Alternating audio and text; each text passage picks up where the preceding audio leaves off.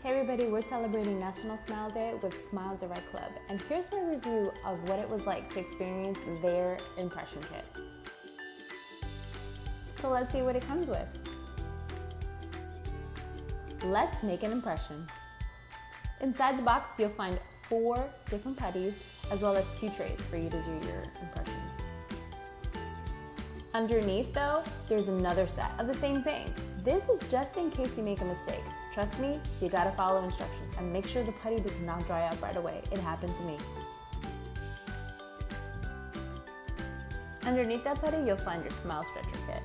That's gonna help you send over what your smile looks like. And you can't forget the gloves. These are essential because you don't want to get all dirty. So here are some of the things that you can expect when you're preparing your kit. So you mix the 2 putties. You take the dark one with the light one. You fold it. That's very important. You fold it into each other. You do not mix it in.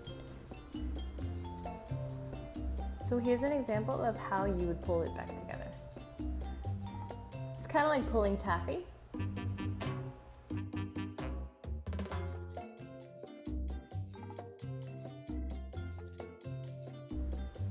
Whatever you do, you don't want to rub it in together. You want to keep pulling it apart and folding it into each other. Once it has mixed into a solid color, that's when you want to roll it into a 4-inch cylinder piece.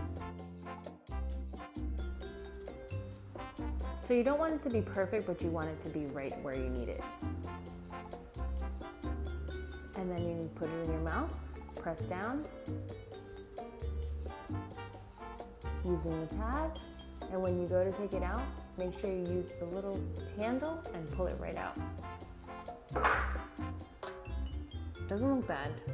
Just wanted to make sure it was up to par with what they need you to do.